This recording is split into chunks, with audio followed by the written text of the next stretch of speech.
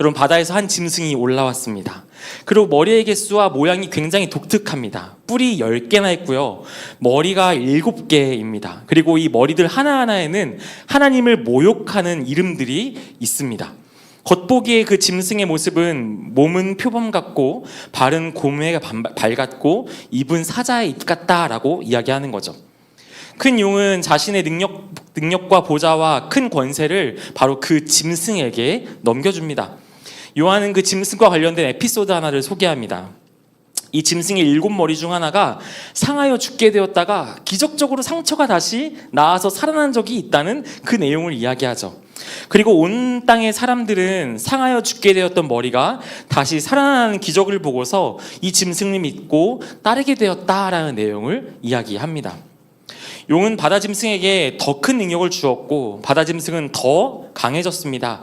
세상은 용과 용의 능력을 받은 그 짐승을 경배하며 누가 이 짐승과 같으냐? 누가 이와 더불어 싸울까라고 외치는 것이 그 짐승에 대한 이야기였습니다. 이 세상 아무리 세상을 살펴봐도 이 짐승과 싸울 만한 힘을 가진 존재가 이 땅 가운데 없었다라는 것이죠. 그럼 이 바다 짐승은 과연 우리에게 여러분 무엇을 보여주고 있는 것일까요? 과연 이 특이하고 강력한 힘을 가진 짐승을 통해서 우리는 무엇을 생각해야 하는 것일까요? 아마 우리는 이 본문을 보면서 또 요한계시록을 읽어오면서 알게 된 것이 있습니다. 그것이 무엇이냐면 이 짐승이 실제로 바다에서 나와서 사람들을 공격할 것이라고는 생각하지 않는 거예요. 여기까지가 이제 우리가 알고 있는 요한계시록의 내용이죠. 그러나 어떤 분들은요, 이 짐승이 오늘 우리의 이 현실에 있다고 생각하는 분들이 계세요. 그리고 그것이 어떤 짐승일지 상상해 보면서요, 막 고민하는 거예요. 어떻게 뭐 하다가 문양에 머리가 막 7개인 뭐가 있는 거예요. 그러면 저거 뭐야? 그리고 뿔이 막 몇 개인 문양이 있는 거예요. 그러면 저건 또 뭐야? 이러면서 저게 혹시 계시록에 나온 그 짐승 아니야? 이런 생각들을 하는 거죠. 그런데 여러분들은 너무 성급하게 그런 상상을 하지 않으셔도 괜찮습니다. 상상하기 전에 먼저 성경에서 이 부분에 대해서 해석할 수 있는 어떤 근거가 있는지를 먼저 살펴보는 것이 중요하기 때문입니다. 바다에서 나온 짐승도 마찬가지로 이 짐승이 계시록에 처음 등장하는 짐승이 아니라는 거예요. 이미 다니엘서에 한번 등장했던 적이 있습니다. 우리 다니엘서 7장 7절 한번 같이 읽어보겠습니다. 내가 밤 환상 가운데 그 다음에 본 넷째 짐승은 무섭고 놀라우며 또 매우 강하며 또 쇠로 된 큰 이가 있어서 먹고 부서뜨리고 그 나머지를 발로 밟았으며 이 짐승은 전에 모든 짐승과 다르고 또 10뿔이 있더라. 다니엘서 7장에는요, 선지자가 바다에서 올라오는 짐승 넷을 이야기합니다. 첫째는 사자, 둘째는 곰, 셋째는 표범, 넷째는 바로 이 세 종류의 짐승들과 비교할 수 없을 만큼 무섭고 놀라운 모습의 짐승이었습니다. 그리고 계시록에서 요한이 본 바다 짐승의 이 환상과 다니엘이 봤던 이 환상은 굉장히 비슷한 내용이다라는 거예요. 학자들은 이 두 환상 속 짐승이 같은 짐승을 지칭하는 다른 표현이라고도 설명합니다. 여러분, 그렇다면 이 짐승은 도대체 무엇을 의미할까요? 그런데 여러분, 애써 답을 찾지 않으셔도 괜찮습니다. 왜냐하면 다니엘은 이미 이 짐승이 뭔지를 말씀에서 얘기하고 있기 때문이에요. 다니엘서 7장 16, 17절 우리 같이 이 짐승의 비밀을 살펴보겠습니다. 16, 17절입니다. 내가 그 곁에 모셔 선자들 중에 하나에게 나아가서 이 모든 일의 진상의 물음에 그가 내게 말하여 그 일의 해석을 알려주며 이르되 그 내 큰 짐승은 세상에 일어날 내 왕이라. 여러분, 그 내 짐승을 뭐라고 이야기합니까? 이 짐승들은 바로 세상에 일어날 내 왕이다 라고 이야기하는 거죠.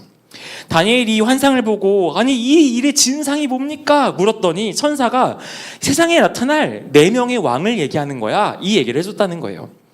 이 짐승이 상징하는 것은 이후에 등장할 거대한 제국들에 대한 예언이었습니다. 바벨론과 페르시아, 헬라와 로마라는 나라들이 차례로 등장하면서 패권을 다툴 것을 이미 예언했다라는 거예요. 그렇다면 이 거대한 제국들의 공통점은 무엇일까요? 우리는 이 제국들에 대하여 수많은 이야기를 할 수 있습니다. 그러나 이 성경은 이 네 제국의 공통점 한 가지를 이야기하고 강조합니다. 그것이 무엇입니까? 하나님의 이름을 믿는 성도들을 가만히 내버려 두지 않는다라는 점이에요. 바다 짐승의 이 외적인 특징은 그 제국들이 가진 공통점이 무엇인지를 분명하게 보여줍니다. 이들은 바다와 강을 경계로 하거나 적극적으로 바다를 이용하여서 교역, 군사, 문화, 신화 등 다양한 측면에서 문명의 발전을 이루고 각 시대별 패권과 문명 발전으로서 제국이 되었던 나라들이 이 나라들입니다. 그 짐승은, 그 제국은 당시 악과 혼돈의 출처라고 여기던 바다에서 나왔고, 일곱 머리는 하나님을 모욕하는 이름들이 있었습니다. 짐승은 모든 방법과 힘을 다해서 하나님의 백성을 핍박해서 이 땅에서의 성도와 교회를 지워버리려 했다라는 거예요. 제국을 상징하는 이 짐승은 왜 하나님의 교회와 성도를 멸망시키려고 하는 것일까요? 이 제국이란 것은 바로 인간 힘의 결정판이었기 때문입니다. 제국은 인간이 만들어낼 수 있는 가장 강력한 힘이었습니다. 그 힘과 능력을 소유하게 된 인간은 늘 그 힘을 가지고 창조주 하나님과 겨루고 싶어 했던 거죠. 하나님의 통치를 받기보다는 그들이 가진 힘과 능력으로 하나님을 이기려 합니다. 제국은 강력했습니다. 특히 초대교회 성도들이 살아야 했던 그 로마 제국은 그러한 제국들 중에서도 가장 강력한 제국이었죠. 로마는 문화나 건축이나 예술이나 군사력에 있어서 과거의 어떤 제국과도 비교도 되지 않을 만큼 강력했습니다. 그리고 단지 무력뿐만 아니라 그 사람들의 정신까지도 하나로 통합할 만큼 그 영향력이 이전 제국들과 비교할 수가 없었다라는 거죠. 헬라의 신들을 로마는 받아들였고 그것을 자신들의 신들로 만드는 모습을 볼 수 있습니다. 거대한 제국을 효율적으로 통치하기 위해서요, 어마어마한 도로를 놓았습니다. 인간이 가진 지혜를 모으기 위해서 곳곳에 대형 도서관들을 건축합니다. 그리고 그곳에 장소를 구비하는 거죠. 큰 규모의 공연장과 경기장을 만들어서 사람들이 함께 모여서 무엇인가를 할 수 있도록, 또 무엇인가를 위하여 모일 수 있도록 했던 것이 바로 로마 제국이었습니다. 헬라어를 공용어로 만들었고요, 우편 제도를 만들어서요, 엄청난 속도로 지식과 정보가 전달될 수 있도록 했습니다. 이 내용을 좀 찾아보니까 진정한 배달의 민족은요, 한국이 아니라 로마였더라고요. 계주 방식으로 배달원을 각 구간마다 배치하는 거예요. 그리고 여기에서 여기까지 갖다 주면 그 다음 배달원이 그 다음 곳으로 인계해 주는 거죠. 하루에 270km까지 이 물건이 전달이 가능했다고 합니다. 오늘 주문하면 내일 받을 수 있었던 거예요. 당시 로마 제국은요, 이 세상의 힘의 결정체였다고 이야기하고 있는 거죠. 또 이 짐승은 강력할 뿐만 아니라요, 또 교활했습니다. 3절에 보면 그 짐승이 죽은 것 같았다가 살아나는 장면이 나오죠. 그의 머리 하나가 상하여 죽게 된 것 같더니 그 죽게 되었던 상처가 나음에 온 땅이 놀랍게 여겨 짐승을 따르고. 여러분, 오늘 이 장면을 보면서 무엇이 생각나십니까? 맞습니다. 이는 죽임당한 하나님의 어린 양이신 예수님을 모방하여 사람들의 마음을 빼앗았던 것들을 의미합니다. 이 짐승은 강력한 힘으로 세상에서 자기와 맞설 수 있는 존재가 없다는 것을 과시하며 사람들을 현혹합니다. 바다 짐승은 왜 나타났을까요? 이 땅의 성도와 이 땅의 교회와 성도들이 믿음의 길에 서지 못하게 하기 위해서 이들은 나타난 것이죠. 그렇다면 로마 제국을 상징하는 이 바다 짐승은 오늘날 우리에게 무엇을 의미하는 것일까요? 그것은 바로 교회가 교회답게, 성도가 성도답게 살지 못하게 만드는 세상의 모든 힘과 권세가 바로 이 짐승을 의미하는 것입니다. 그리고 이 바다 짐승은 큰 소리로 하나님을 모욕합니다. 이 짐승은 땅에서 많은 성도와 싸웠고 그들을 이겼다고 외치고 있습니다. 5절부터 7절까지 제가 읽어드리도록 하겠습니다. 또 짐승이 과장되고 신성모독을 말하는 입으로 받고 또 42달 동안 일할 권세를 받으니라. 짐승이 입을 벌려 하나님을 향하여 비방하되 그의 이름과 그의 장막 곧 하늘에 사는 자들을 비방하더라. 또 권세를 받아 성도들과 싸워 이기게 되고 각 족속과 백성과 방언과 나라를 다스리는 권세를 받았으니. 성도는 바다 짐승의 힘과 말과 권세에 눌렸습니다. 그리고 심지어 그 가운데 죽는 이들도 있었죠. 세상의 힘과 폭력이 교회를 공격했고 교회와 성도는 그 공격으로 마치 죽을 것 같았다라는 게 오늘 말씀인 거예요. 세상의 폭력에 의해서 교회는 허물어졌습니다. 제국은 큰 소리로 하나님을 모욕하고 그분의 성전을 파괴합니다. 순교한 이들의 시체를 개 먹이로 주어서 형제 자매들을 모욕하는 거죠.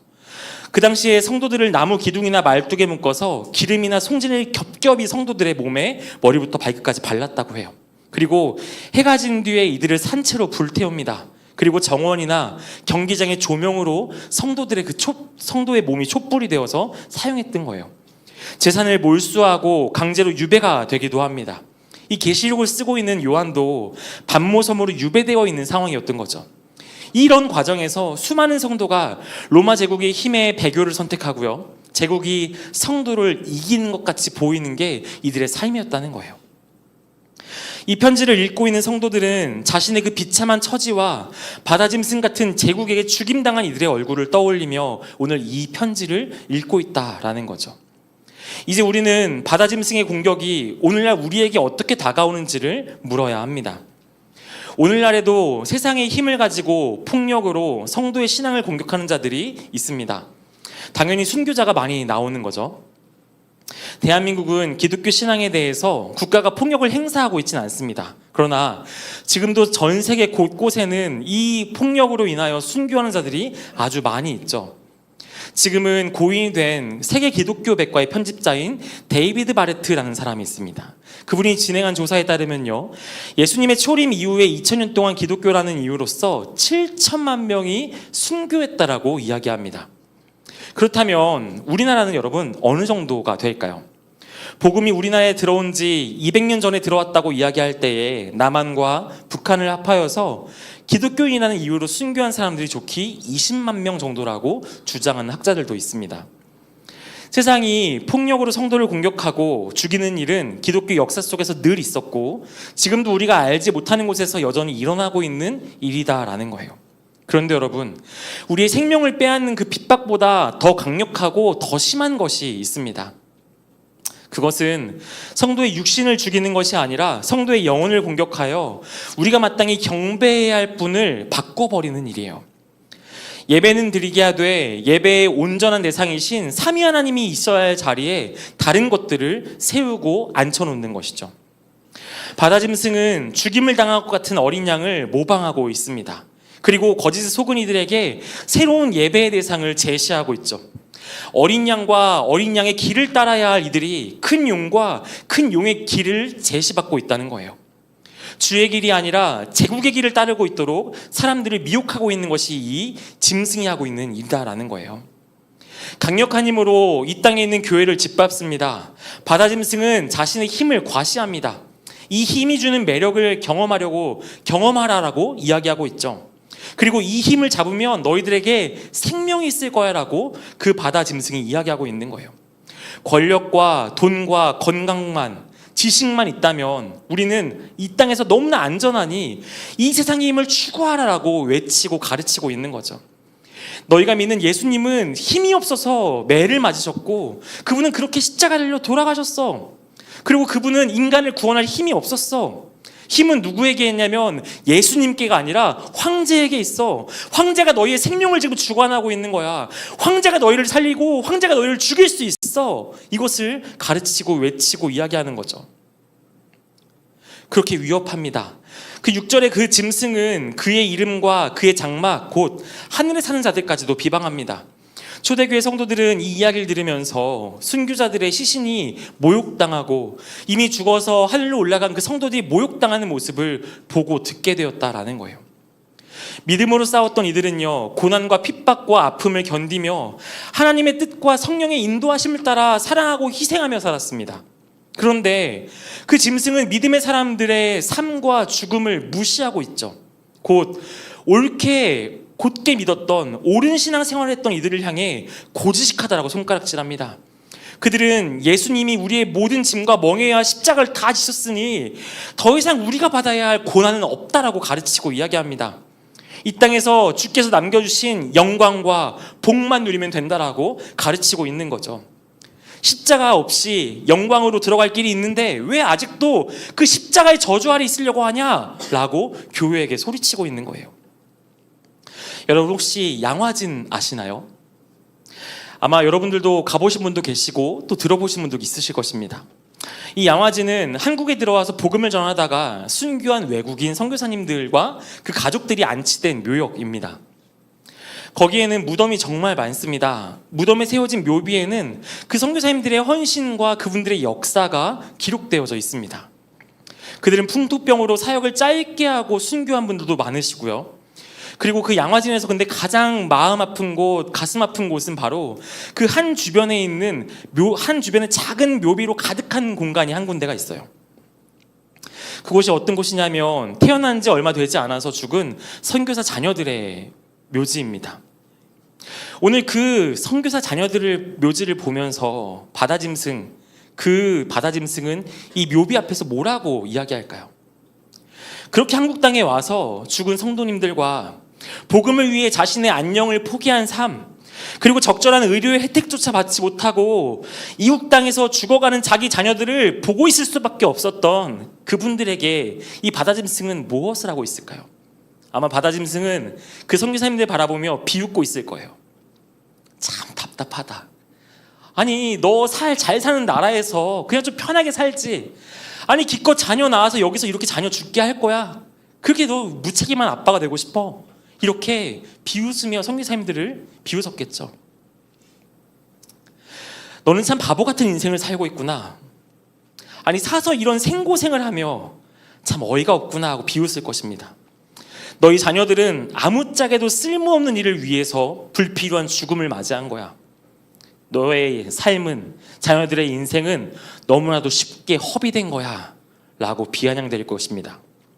이것이 바로 순교자를 비방하는 짐승의 목소리예요. 누군가는 죽은 자들을 비방한다고 해서 그게 비방이 될 수 있는가라고 물을지도 모릅니다. 그러나 여러분, 오늘 우리 역시도 그 순교자들의 죽음을 비방하고 무시하고 있다는 거죠. 물론 우리 중에 어느 누구도 대놓고 순교자들을 비방하는 말을 하지는 않습니다. 대부분의 순교자들의 이야기를 나누면서요, 감동을 받아요. 그리고 그 수고에 감사하죠. 때로는 그들을 위한 다큐멘터리를 만들어서요, 그 위대한 헌신을 우리 교회와 공동체 안에서 기리기도 합니다. 그러나 여러분, 우리는 순교자들을 향한 엄청난 존경을 드러내는 동시에요, 그분들을 철저하게 무시하고 있습니다. 어떻게 우리는 순교사들을 무시할까요? 그 순교자들이 걸었던 길을 가지 않음으로써 우리는 그렇게 그들을 무시하고 있는 거죠. 자기를 희생하여 남을 살리는 일에 우리는 서지 않는 거예요. 내 이익과 가족의 안녕을 위해 나의 것을 챙기며 이 세상을 어떻게든 잘 살아갈 수 있을까 고민하며 바득바득 오늘을 살아내는 거죠. 남들은 다 괜찮다고 이야기합니다. 그리고 그게 바로 이 땅을 지혜롭게 사는 방법이라고 가르쳐주고 이야기하고 우리를 토닥여주는 거예요. 교회 다녀도 믿음이 있어도 세상은 살아야 되는 거잖아. 이건 있어야 되는 거야. 그러니까 잘하고 있는 거 맞아. 조금 못할 수 있지. 그런 이야기들이요. 그런데 우리는요, 오직 자기를 위해 사는 방식으로 그 순교자들의 사랑과 희생의 삶과 죽음을 아무 의미 없는 것으로 짓밟아 버리는 거예요. 우리가 이제껏 걸었던 걸음이 어떤 걸음이었는지를 오늘 우리는 스스로에게 물어야 한다는 거죠. 여러분, 짐승은요, 강력했습니다. 그의 능력은요, 아주 교묘합니다. 그는 외부적으로 교회를 강력하게 파괴하는 동시에 내부적으로는 교회에 들어와서 성도들의 중심을 흔들고 있습니다. 그리고 많은 이들이 바다의 짐승을 쫓아서 큰 용, 즉 사탄을 경배하게 되었다는 거예요. 8절 9절은요, 그 짐승을 따르는 자가 누구인지를 기록합니다. 우리 8절 9절 말씀 같이 읽겠습니다. 죽임을 당한 어린 양의 생명의 책에 창세 이후로 이름이 기록되지 못하고 이 땅에 사는 자들은 다 그 짐승에게 경배하리라. 누구든지 귀가 있거든 들을지어다. 개인이나 공동체가 가진 힘과 지혜로는요, 도무지 이 짐승의 힘과 속임수를 이겨낼 수가 없습니다. 모두가 다 그 앞에 무릎을 꿇는 것처럼 보이는 거죠. 그런데 여러분, 이 강력한 짐승의 힘 앞에 무릎 꿇어 절하지 않는 자들이 있었던 거죠. 그들은 바로 하나님의 생명책에 이름이 기록된 자들이었습니다. 생명책에 이름이 기록된 자들은 그 바다짐승의 폭력을 견디고 버텼던 자들이었습니다. 성경은요, 이 세상 사람들을 정확하게 둘로 나눕니다. 첫 번째는요, 생명책에 이름이 기록된 자들과 그 나머지는 이름이 없는 자들이에요. 생명책에 이름이 없는 자는 그가 어떤 삶을 살든지 결국 바다짐승의 힘 앞에 그 큰 용을 경배하는 자가 될 수밖에 없다라고 이야기합니다. 이것을 조직신학에서는요, 예정과 선택이라고 이야기해요. 하나님께서 택하신 자, 창세전에 그 이름을 기록한 자, 그 사람만이 이 사탄의 공격에서 자기의 믿음을 지킬 수 있다고 이야기하는 거죠. 그런데 이거 정말 이상한 논리 같아 보이지 않습니까, 여러분? 하나님께서 이름을 기록하신 자들이 따로 있고 생명책에 이름이 적힌 자만 사탄의 공격을 견딜 수 있다라니, 왠지 하나님 정말 너무한 거 아닙니까? 예수님을 믿지 않지만 너무 착하고 너무 인격이 훌륭한 사람들이 얼마나 많은데 그런 사람들에게는 다 큰 용을 경배하는 자라고 이야기하는 것, 이거 좀 너무 과한 이야기 아닙니까? 그런데 여러분, 이것은요, 다른 성경 부분에서도 일관되게 나타나는 이야기들이에요. 에베소서 2장 1절에서 2절을 같이 읽겠습니다. 그는 허물과 죄로 죽었던 너희를 살리셨도다. 그때 너희는 그 가운데서 행하여 이 세상 풍조를 따르고 공중의 권세 잡은 자를 따랐으니 곧 지금 불순종의 아들들 가운데서 역사하신 영이라. 여러분, 이 말씀은 그리스도가 없는 인간들에 대한 설명입니다. 인간은 본래 허물과 죄로 죽었던 존재였어요. 그리스도 안에 있지 않은 모든 인간은요, 이 세상 풍조를 따르고 사탄, 즉 불순종의 아들 가운데 역사하는 영의 명을 받아 살아가는 존재가 우리 모두였다는 거예요. 계시록은 이를 조금 다르게 표현하고 있죠. 하나님의 생명책에 기록되지 않은 사람, 결국 이 제국의 힘을 두려워하고 그가 하는 달콤한 유혹에 넘어갈 수밖에 없다라고 그 생명책에 기록되지 않은 사람들에 대해서 이야기하고 있는 거예요. 여러분, 인간의 본성을 드러내는 방식은요, 참으로 다양합니다. 그러나 그 근본은요, 전혀 다르지 않습니다. 어떤 사람도 세상의 힘, 돈의 힘, 권력의 힘 앞에서 자유로울 수 없다라는 거예요. 누가 돈을 주는 유혹을 이길 수 있고 권력이 주는 든든함을 포기할 수가 있겠습니까? 세상의 힘은 너무나 강력할 뿐 아니라요, 너무나 매력적입니다. 세상의 힘으로 살아가는 것, 너무나 좋은 삶인 거죠. 세상 모든 이들이 그런 삶이 옳다라고 이야기합니다. 그런 삶을 배우라고 이야기해요. 그리고 너무나 속상하고 마음 아픈 것은요, 교회에서도 그런 삶이 좋은 삶이라고 이야기하고 그들을 칭찬하고 그들을 인정한다는 거예요. 저는 청년부와 유초등부를 섬기고 있습니다. 그래서 저희가 교회에 있다 보면, 예배를 드리다 보면 어느 날 어느 때가 되면 분명히 너무 잘 나가던 친구들이 이렇게 확 줄 때가 있어요. 그때는 분명히 시험 기간이에요. 아이들은 시험 기간에 정말 엄청난 시험에 듭니다. 나는 이 시험을 잘 보기 위해서 이 시간 학원을 가고 공부를 해야 하는 걸까? 아니면 이 시간 하나님께 나아가 기도하고 예배를 드려야 하는 걸까? 치열한 시험 가운데 이 아이들은 고민합니다. 그래서 그 시험 기간이 앞두고 그 전전주부터요, 저는 막 이제 얘기하는 거예요. 막 긴장되지만 어떻게든 그 시간을 믿음으로 나아가자라고 이야기하는 게 이 다음 세대 목회자의 사역입니다. 그런데 여러분, 이 아이들이 시험 기간에 교회가 나오지 않고, 그리고 시험을 잘 봤다고 나중에 감사하다 이야기해요. 어떤 청년들은 자격증을 잘 땄다고 이야기합니다. 그리고 우리는 그 친구들에게 너무 수고했다라고 격려하고 칭찬하죠. 주일 예배를 드렸는지 안 드렸는지에 대한 이야기가 아니에요.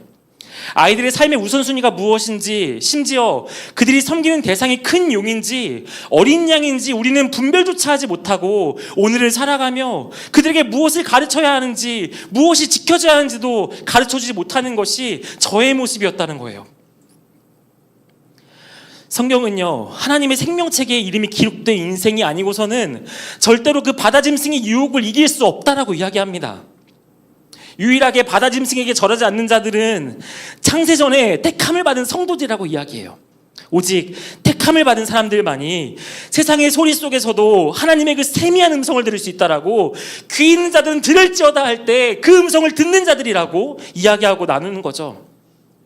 여러분, 예정을 이야기할 때마다 마음이 불편한 사람들이 있습니다. 하나님께서 누구는 예정하고 누구는 예정하지 않았다는 것을 너무 불편하고 불공평하게 생각하는 거예요. 그런데 여러분, 예정이라는 것은요, 절대로 그런 관점으로 봐서는 안 됩니다. 예정과 관련돼서 일단 계시록의 첫 독자인 초대교회 성도들을 한번 적용해 보면 이 예정이 성도의 삶에 왜 필요한지, 이 예정이 왜 감사이고 왜 이것이 은혜이고 능력인지 소망인지 오늘 이 말씀이 기록하고 있어요. 초대교회 성도들은 대부분 이미 주님으로 인한 고난을 당하고 있습니다. 그들의 현재 상황은 너무나도 비참합니다. 수많은 형제자매가 붙잡혀가고 고문받고 죽는 것을 듣기도 하고 보기도 하는 거죠. 예수를 믿는다는 이유만으로 너무 끔찍한 일을 당할 수 있는 것을 날마다 경험하고 있다는 거예요. 거대한 세상의 힘 앞에 밟혀 죽어가는 것이 그들의 모습이었습니다. 이렇게 위태한 상황에서 그들은 예배드리겠다고, 그들은 말씀을 듣고 기도하며 찬양하겠다고 모이기 시작하는 거예요. 여러분, 100번은 더 배교할 상황이 있었습니다. 1000번은 더 예수님 부인하고 잘 살 수 있는 길이 있었어요. 로마는 그 길을 주겠다고 성도들에게 일방적으로 이야기합니다. 그런데 여러분, 그렇게 배교할 만한데, 가족들을 위해서 모든 걸 포기할 만한데 배교하지 않는 지금 자기 자신들을 보게 되었다는 거예요. 성도 자신도요, 그것이 이해되지가 않습니다. 내가 왜 믿음을 지킬 수 있는지 도무지 이해가 되지가 않습니다. 속히 오시겠다는 주님은요, 깜깜무소식이에요. 예수님을 믿는다고 해서 일상이 나아지는 것도 없고요, 앞으로 나아질 것이 기대되지도 않습니다. 그럼에도 불구하고 제 마음 가운데 사라지지 않는 마음이 있는 거예요. 무엇입니까? 예수님 모른다고 하면 사는데 그 모른다는 말이 너무 고통스러운 거예요. 예수님을 향한 사랑이 마음 가운데에서 사라지지가 않는 거예요. 예수님을 예배하고 싶은 열망이 꺼지지가 않습니다. 자녀들을 보고, 이 불쌍한 자녀들을 바라보면 좀 사그러질 줄 알았어요. 그런데 이 자녀들이 죽어가는 상황 가운데서도, 이 세상 속에서 버림받는 상황 가운데서도 예배하고 싶은 열망이, 그 말씀을 사모하는 마음이 사라지지가 않는 거예요. 내 생명보다 주님을 향한 사랑이 더 크다는 것을 알게 된 거죠. 목숨을 걸고 숨을 죽여서 주님을 찬양합니다. 그냥 예수님 배교하고 가족들과 행복하게 살고 싶은데 그게 행복하지가 않은 거죠. 그래서 도무지 이유를 알 수 없어서 하나님께 물어요. 하나님, 도대체 저는요, 오늘 이 믿음 어떻게 지키고 있는 거예요? 하나님, 제 믿음은 어떻게 지켜지고 있는 것입니까? 어떻게 이런 상황 가운데서도 주님을 향한 사랑과 소망이 내 안에 계속 있을 수 있습니까? 그 질문에 대한 우리 하나님의 답변입니다. 사랑하는 나의 자녀야, 그것은 너의 이름이 창세 전에 나의 생명의 책에 내가 기록했기 때문이야. 너의 힘이 아니라 내가 너를 선택했고 내가 너를 붙들고 있기 때문에 너를 절대로 잃어버리지 않는 것이란다. 여러분, 신앙생활에 있어서요, 우리는 자랑할 수 있는 것이 아무것도 없습니다. 구원이나 영생이나 믿음도 다 주께서 주신 선물입니다. 되돌아보면 수많은 위협이 있었고 어려움으로부터 도망갈 수 있었던 시기와 기회가 있었습니다. 그럼에도 불구하고 우리가 이 말씀의 자리에 있다는 것은 우리의 선택과 우리의 결정, 우리의 신실함, 우리의 능력이 아니라 우리를 사랑하시고 우리의 어떠함을 보지 않으시고 창세전에 우리를 선택하신 하나님의 예정하심이 우리 가운데 있기 때문이다라는 것이죠. 여러분, 그것을 알 때 우리에게서 나오는 것이 있습니다. 그것이 무엇입니까? 감사와 찬양이에요. 내 안에 이것을 지킬 수 있는 힘이 하나가 없는데 우리 주님 나의 어떠함도 보지 않으시고 나를 선택하셔서 내가 몇 번이고 떨어져 나가고 내가 몇 번이고 주님을 배신하고 몇 번이고 주님을 외면하고 주님의 이름을 짓밟았음에도 불구하고 우리 주님 나를 포기하지 않으시고 이 믿음 우리 가운데 붙들어 주셔서 내가 오늘 이 자리에 있을 수 있구나. 정말 감사하고 정말 그 크신 능력의 주님을 찬양할 수밖에 없구나. 이 고백이 이들에게 있었다는 것이죠. 그래서 여러분, 칼빈은 이 예정의 선택의 교리를요, 구원에 대한 호기심의 교리라고 이야기하지 않습니다. 누가 구원받았고 누가 안 받았고에 대한 이야기가 아니에요. 이것은 성도의 감사와 찬양을 위한 교리라고 이야기하는 것이죠. 여러분, 이제 그 바다짐승과 싸웠던 사람들, 주께서 택하신 그 성도의 마지막입니다. 우리 10절 말씀 한번 같이 읽어볼까요? 사로잡힐 자는 사로잡혀 갈 것이요 칼에 죽을 자는 마땅히 칼에 죽을 것이니 성도들의 인내와 믿음이 여기 있느니라.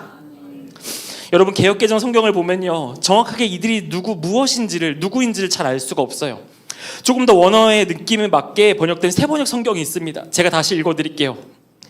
사로잡혀 가기로 되어 있는 사람이면 사로잡혀 갈 것이요, 칼에 맞아서 죽임을 당하기로 되어 있는 사람이면 칼에 맞아서 죽임을 당할 것이다.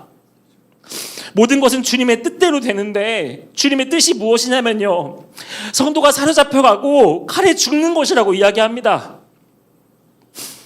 여러분, 도대체 하나님은 이 마지막 때에 성도가 당하는 고통을 통해서 무엇을 보고 싶으신 것일까요? 우리의 삶 가운데는 무엇이 있어야 하길래 하나님께서는 사로잡혀가는 것과 칼에 맞아 죽는 것을 지켜보고 계실까요? 말씀은요, 성도들의 인내와 믿음이 여기 있다라고 이야기합니다. 이 일을 통해 이 땅의 성도의 믿음과 인내가 어떤 것인지를 확인하시겠다는 말씀이에요. 주님은 이 모든 상황을 보는 주체이십니다. 예수님은 사로잡혀 감옥에 있는 성도들의 인내를 보실 것이고 칼에 죽어가면서도 주를 따르는 성도들의 믿음을 보시겠다고 말씀하고 계신 것입니다. 어쩌면요, 이런 부분들 때문에 오늘 요한계시록 설교가 너무나 어려운 것 같습니다. 이 요한계시록을 읽고 배우며 알게 되는 것은 요한계시록이 설교되지 않는 가장 큰 이유, 요한계시록을 설교하기 가장 어려운 이유는 이 계시록이 전하는 그 메시지가 우리의 기대와는 너무 다르기 때문이에요. 여러분, 계시록에서는 우리의 고통의 자리에서 성도를 건져내어 주시는 주님에 대한 이야기보다 고통의 자리에서도 인내와 믿음을 보이라고 말씀하시는 주님을 더 자주 만나기 때문입니다. 계시록에 있는 예수님은 누구십니까, 여러분? 성도들이 잡혀가고 칼에 죽는 것을 그냥 보는 분이세요. 심지어 그 난리통에도 성도의 인내와 믿음을 확인하겠다고 말씀하시는 거예요. 우리가 이전에 들었던 예수님을 믿으면 행복하고 예수님을 믿으면 감사가 많아지고 삶이 충만하여지고 풍요로워진다는 그 메시지와 너무나 다른 것이죠. 예수님 믿으면 그렇게 행복하다 이야기하는데 우리가 늘 듣던 위로와 격려가 아닌 말씀이 바로 계시록처럼 느껴지기 때문이죠. 그러나 여러분, 여기에 바로 참된 위로가 있습니다. 우리가 사는 세상은 결코 우리에게 우호적이지 않습니다. 계시록의 성도들은 핍박을 받는 현장 가운데 늘 놓여 있었고 앞으로도 얼마간의 이때를 감내해야 한다고 이야기합니다. 그런 그들에게 이제부터는 핍박이 없을 것입니다. 예수님께서 다 건지실 것입니다. 신실한 믿음에 사람은 만사형통할 것입니다 라는 약속은요, 희망 고문과 같고요, 종교적인 마약과 같습니다. 성경은 결코 현실을 망각하고 긍정적인 생각을 하라고 처방하는 책이 아니에요. 주님은 정확하게 현실의 어둠을 이야기하시고요, 그 어둠이 얼마간 유지될 것을 말씀하시는 것이죠. 그래서 성도는 이 세상으로부터 고통받고 질병에 걸리기도 합니다. 어떤 이는 그 질병에서 기적적으로 나을 수도 있지만 다른 이들은 급격하게 쇠해질 수도 있는 것입니다. 신실하고 온전한 믿음의 사람들이 이 땅에서 밟히다가 죽을 수도 있다라는 거예요. 여러분, 오늘 요한계시록의 13장은요, 성도가 사로잡히고 칼에 죽는다는 이야기로 마무리가 됩니다. 그래서 여러분과 오늘 마지막으로 꼭 나누고 싶은 말씀이 있어요. 시편 139편 17절에서 18절인데요 제가 읽어드리겠습니다. 하나님이여, 주의 생각이 내게 어찌 그리 보배로우신지요, 그 수가 어찌 그리 많은지요, 내가 세려고 할지라도 그 수가 모래보다 많도소이다. 내가 깰 때에도 여전히 주와 함께 있나이다. 오늘 이 말씀을 읽으시다가요, 어떤 목사님께서 이런 고백을 들려주셨어요. 하나님, 당신의 생각은 어찌 그리 깊고 심오한지 모르겠습니다. 제가 도저히 이해하거나 헤아릴 수 없을 만큼 깊고 심오합니다.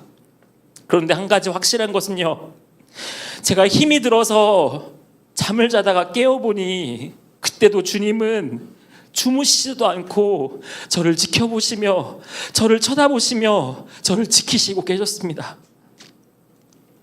여러분, 우리가 고백하는 하나님은 우리를 위해 자신의 독자를 내어주신 분이십니다. 우리는 하나님의 아들의 핏값으로 산 그분의 자녀들입니다. 그래서 우리는 그분을 아빠, 아버지라 부를 수 있습니다. 그럼 그분이 우리의 부모가 되셨기 때문에 인생의 모든 어려움들이 해결될까요? 그렇지가 않습니다. 여전히 우리에게는 고통도 있고요, 병들기도 하고요, 경제적인 어려움을 겪기도 하고요, 심지어 가정도 깨지기도 합니다. 예수님을 믿어서 신앙생활을 잘해도요, 세상에서 신음하는 거예요. 주님을 뜨겁게 사랑했던 그 초대교회 성도들도 마찬가지였습니다. 근데 여러분, 왜 이런 일들이 일어나는 것일까요? 그 이유는요, 저도 잘 모릅니다. 단지 하나님께서 우리를 그런 상황 가운데 두시는 것이라면 무엇인가 하나님의 이유가 있겠지라는 그것을 믿는 거예요. 나는 잘 모르지만 하나님은 뭔가 생각이 있으셔서 나를 그런 상황에 두신 걸 거야. 도무지 이 모든 것들 다 이해할 수 없지만 하나님은 뭔가 계획을 가지고 계셔. 그래서 그분의 자녀들은 고통의 시간을 믿음으로 인내하고 견디겠다고 고백하는 것입니다. 하나님을 향한 소망으로 참는 것입니다. 힘들어서 눈물이 나지만 주께서 하셨던 대로, 주께서 하라고 하시는 대로 오늘 순종하며 오늘 주님의 편에 서서 오늘을 사는 거예요. 여러분, 말씀을 마치겠습니다. 세상은요, 성도의 믿음이 어디 있는가? 그리고 조롱하고 있습니다. 그리고 그 삶을 어서 빨리 버리라 그래요. 그러나 성도는요, 그 좌절과 절망과 슬픔과 비참함 속에 어린 양의 길을 바라보며 성도의 믿음은 여기 있다라고 고백하는 것입니다. 무슨 믿음으로 뭘 사는 건데 라고 세상은 우리를 비꼬고 우리를 조롱하지만, 성도의 믿음은 오늘 절망적이지만 눈물이 가득하지만 예수 그리스도께서 걸으셨던 길, 어린 양께서 걸으셨던 길, 이 길 가운데 성도의 믿음이 있다라고 외치며 세상 앞에 서는 것입니다. 우리 눈에 눈물이 가득하고 당장이라도 세상을 얻을 수 있다면 가족을 위해서 무엇이라도 할 수 있다고 생각했지만, 우리 이름을 생명책에 기록하시고 우리를 위해 아들을 내어주신 그 하나님의 손이 우리를 놓지 않으시고 그분이 놓았던 그 삶도 다시 붙드셔서 지키시는 분이 우리와 함께 하시기에, 우리를 붙드시고 인도하시기에 오늘 우리는 이런 비참한 삶에도 불구하고, 이런 절망과 좌절이 가득한 인생임에도 불구하고 성도의 믿음이 여기 있느니라 고백하며 이것을 외치며 나아갈 수 있는 우리 주님의 몸된 교회가 되는 것입니다. 우리 이 어려운 상황 가운데에 더욱더 예수님을 사랑하고 그분을 깊이 알아가며 성도의 믿음이 무엇인지를 우리 함께 꿈꾸는 교회가 이 세상 가운데 증명해 보이고, 결국 예수님 다시 오실 때까지 그 믿음 붙들고 그 인내를 주님께 보이며 나아가는 저희 모두 되기를 간절히 소망합니다. 우리 시간 함께 찬양하겠습니다.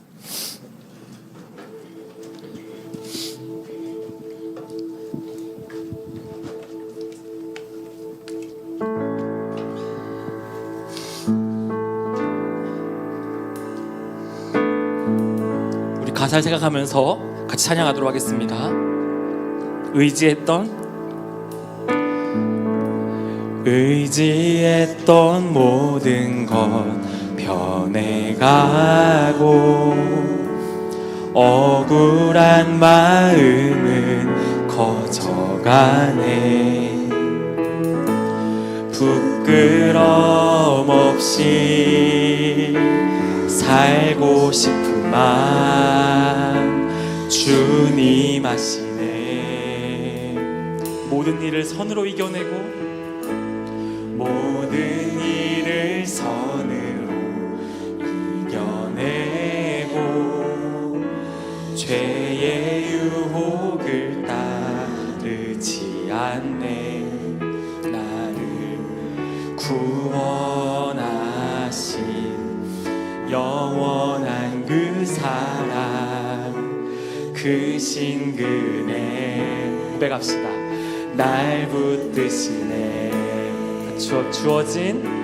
주어진 내 삶이 작게만 보여도 선하신 주 나를 이끄신 몸의 중심을 보시는 주님만 따르네. 날 택하신 주만 의지해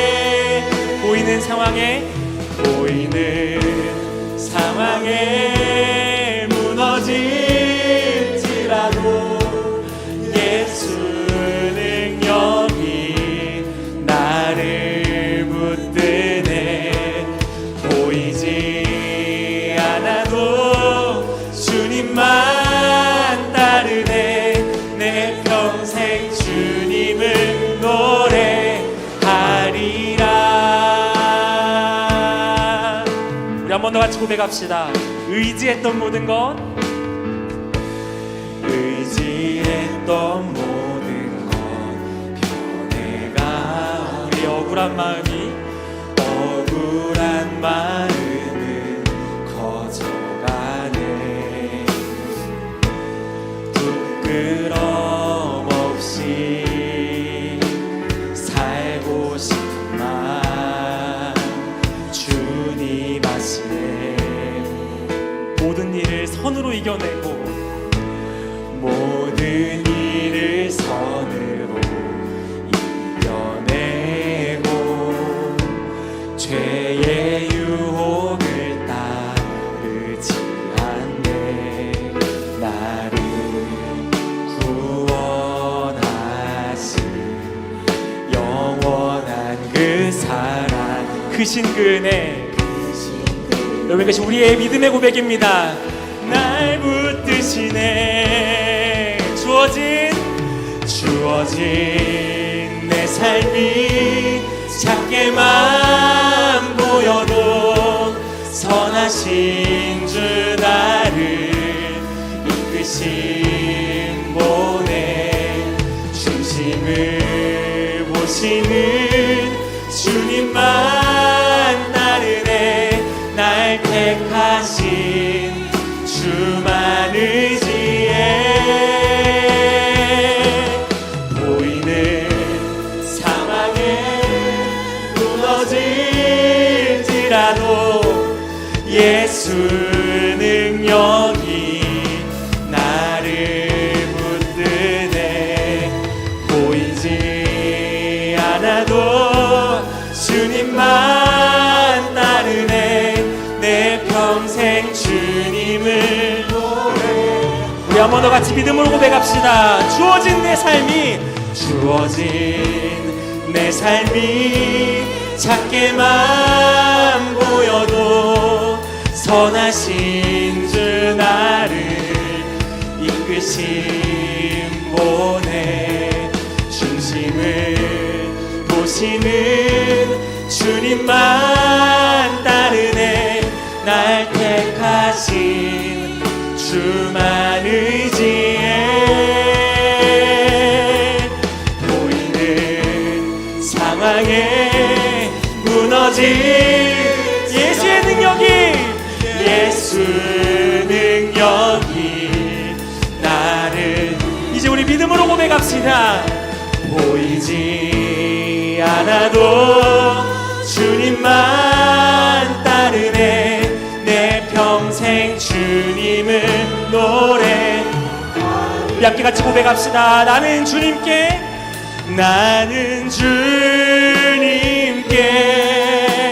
속한 자 되어 주의 나라 위해 전심으로 살리라. 주의 마음에 합한 자 되어 맡기신 소명이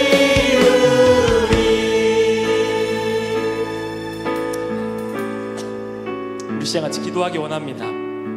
사랑하는 여러분, 오늘 이 세상 가운데에는 큰 용이 있습니다. 그 용은 세상의 흐름을 바꿔버릴 권세를 바다에서 올라온 짐승에게 줍니다. 그리고 그 짐승은 계속해서 이야기합니다. 예수 그리스도가 우선순위가 아니라, 하나님이 너를 구원하시는 것이 아니라 내가 너를 구원하고 이 세상이 너를 구원하고 세상이 너를 행복하게 할 것이고 세상이 너를 자유케 할 것이라 이야기합니다. 여러분, 근데 그 세상 앞에 서서 고민하게 되는 거예요. 믿음을 가지고 한 번에 나아가면 좋겠는데 고민합니다. 그리고 때로는 그 세상에 나의 몸을 맡겨버릴 때도 있습니다. 그런데 이상하게도요, 이 세상을 따르고 그 세상에 서 있을 때에 그렇게 마음이 편치가 않습니다. 그리고 오늘 나의 삶을 내가 어떻게 해야 될까 고민할 때에 다시 하나님의 은혜 앞으로, 그 보좌 앞으로 나아가게 되는 것이죠. 어떻게 그럴 수 있습니까? 생명책에 주께서 우리 이름을 기록하셨다 말씀하십니다. 오늘 그런 좌절과 절망의 자리 가운데 울부짖다 하나님께로 나온 분 계십니까? 오늘 그 삶의 슬픈 눈물과 그 소망 없음 가운데에 넘어져 있다가 다시 그 주님을 기억하며 이 자리에 나온 분 계십니까? 여러분, 주님이 우리를 기록하셨고 주님이 우리에게 믿음을 주시고 포기치 않으셨기 때문입니다. 오늘 이 시간 우리 같이 기도했으면 좋겠습니다. 하나님, 오늘 여전히 이 세상 가운데 수많은 전쟁이 있지만 그 전쟁 가운데에서 주님이 주시는 믿음으로 주님의 능력으로 오늘을 살아갈 수 있는 저희가 될 수 있도록 아버지여 역사하여 주시옵소서. 이 세상 앞에 무너지는 존재가 아니라 여호와를 따라가는 주님의 자녀 되기 원합니다라고 우리 이 시간 같이 기도하며 나아가도록 하겠습니다. 같이 기도하겠습니다. 사랑이 많으시고 은혜가 많으신 주님 아버지, 오늘 이 시간 우리의 마음과 우리의 삶 가운데에 아버지 하나님께 주시는 그 은혜를 누리며 알아가기 원합니다. 주님, 아버지, 내 인생 속에서 이것을 선택하면 좋겠다라고, 이렇게 나아가야겠다라고 수만 번 좌절하고 수만 번 주님을 떠나 다른 것들을 바라보려 하지만 주님, 오늘 우리의 마음 가운데에 정말 변치 않는 하나님에 대한 믿음이 우리 안에 있습니다. 그 사랑 앞에 내가 넘어져 있었고 내가 좌절히 있었던 우리의 삶을 불쌍히 여기셨던 아버지 사랑이 우리 안에 있습니다. 아버지 하나님, 오늘 이 시간을 이렇게 나아가는 것, 아버지, 이것이 그냥 넘어졌다 쓰러지는 것이 아니라 오늘 주님 앞에 아버지의 주신 믿음으로써 예정하시고 우리를 선택하신 그 아버지를 의지하며 나아갈 수 있는 우리 삶 될 수 있도록 아버지 역사하여 주시옵소서. 주님, 아버지 하나님, 우리의 삶을 풀어주시고 이 어려운 환경과 이 치열한 전쟁 가운데에서도 아버지 우리를 붙들어주시며 이 믿음과 이 성도의 은혜를 가지고 나아갈 수 있도록 아버지 역사하여 주시옵소서. 아버지 하나님, 오늘 주님을 거룩히 보게 하여 주옵시고 아버지 주님 진실을 우리가 하면서 믿음을 낼 수 있도록 아버지 역사하여 주시옵소서. 주님, 아버지 오늘 우리 속에 행하시는 일하시는 주님을 바라보기를 간절히 소망합니다. 주님, 아버지여 우리의 삶 속에 붙들어주시는 은혜를 보기 원합니다. 주님, 주여 함께하여 주옵소서. 주님, 아버지 하나님 알려주옵시고 아버지 도와여 주옵소서. 주님,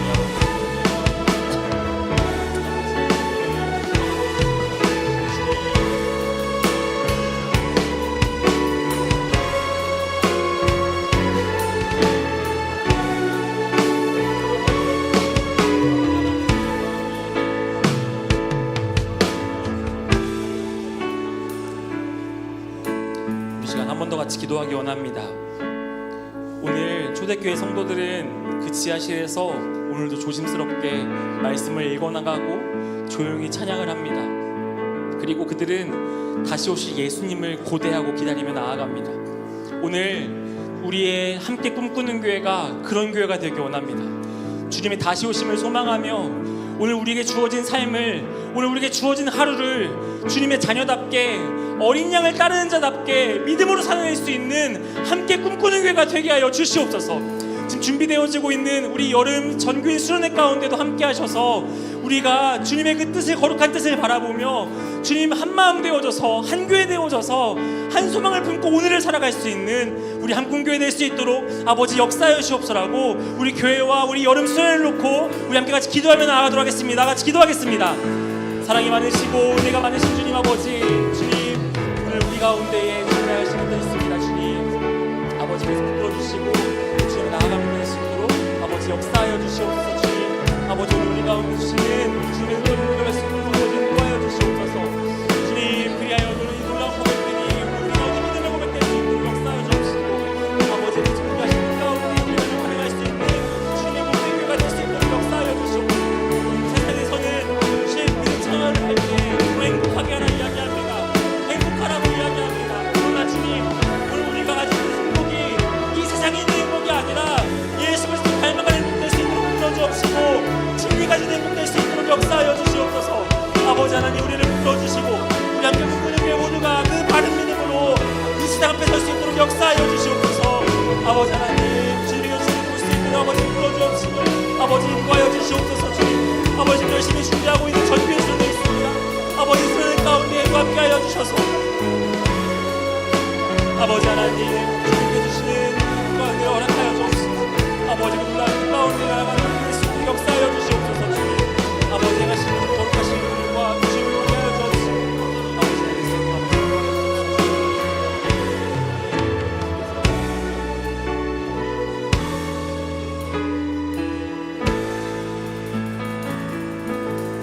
우리 마지막으로 우리 전교인 수련을 위해서 같이 한 번 더 기도하도록 하겠습니다. 이번 주차 전교인 수련 기도 제목이 있는데요. 우리 시간 2분 정도 이 기도 제목을 놓고 같이 기도하도록 하겠습니다. 아버지 하나님, 우리 준비팀의 마음 가운데 주님 함께 하셔서 아버지의 놀라운 일들을 보게 하여 주옵시고, 아버지 이번 수련회가 주님 크신 은혜로 준비되어 주시고 아버지 역사하여 주시옵소서. 주님 아버지 우리 가운데 주시는 이 참된 믿음과 순사의 기도 주님 구하여 주옵시고, 아버지 놀라운 나라와 사명 나라에서 세워질 수 있도록 아버지 역사하여 주시옵소서. 주님 아버지 우리의 삶 가운데 소망이 무엇이고 고백이 무엇입니까? 아버지 함께하여 주옵시고 주님께서 주시는 능력이 있으므로 아버지 구하여 주시옵소서. 주님 아버지 하나님 우리 공동체가 하나님의 말씀 앞에서 반드시 이뤄가는 시간 될 수 있도록 아버지 역사하여 주시옵소서. 그리고 주님 이번 수련회가 한 번으로 끝나는 것이 아니라 이후에도 우리 가운데 영적인 열매가 맺혀지게 하여 주시옵소서. 주님께서 은혜를 주시며 또 한 교회 한 순방으로 부르시 아버지를 도려낼 수 있도록 이런 은혜가 우리 가운데 의미가 될 수 있도록 역사하여 주옵시고, 아버지 하나님 앞에서 주님 약속대로 아버지 역사하여 주시옵소서.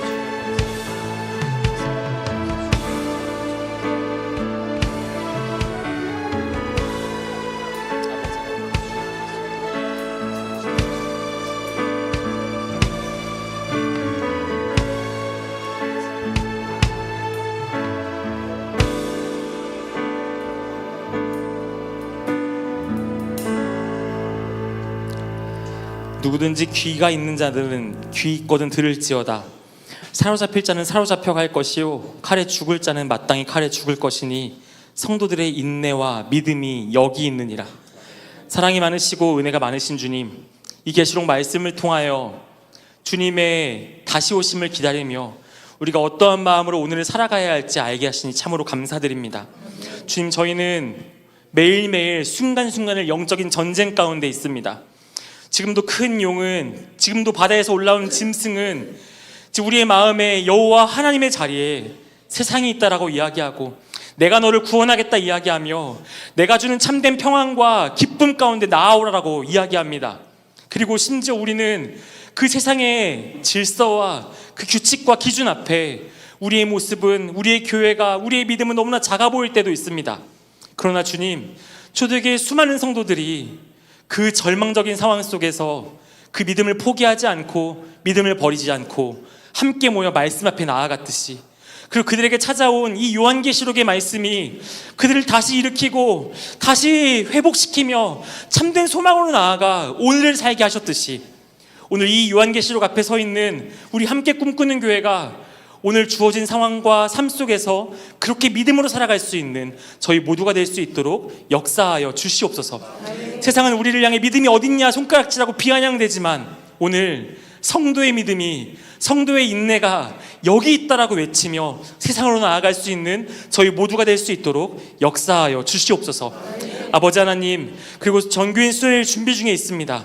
이 수련회를 준비하며 우리 온 교회와 모든 성도들의 마음과 심령이 그 주님의 거룩한 뜻 가운데 하나가 될 수 있도록 역사하여 주옵시고, 우리가 말씀 앞에서 한 뜻을 이뤄갈 수 있는 이 모든 시간 될 수 있도록 주님 주관하여 주시옵소서.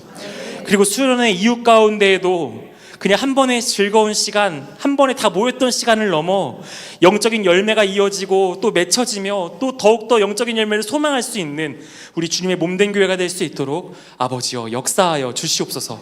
지금 돌아가는 발걸음도 안전하게 인도하시고 우리의 삶이 주님을 향한 거룩한 믿음으로 가득 충만하여 줄 수 있는 저희가 될 수 있도록 역사하여 주시옵소서.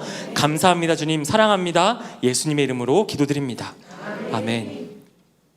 우리 시간 계속해서 같이 개인 기도하도록 하겠습니다. 우리 교회 안에 지금 영적인 전쟁 가운데 있는 분 계십니까? 또 그 지체들의 이야기를 아는 분들 계시다면 우리 그 동역자들을 위해서 성도님들에서 같이 기도해 주시고요. 또 각자 기도하고 또 돌아가도록 하겠습니다. 우리 같이 기도하겠습니다. 사랑이 많으시고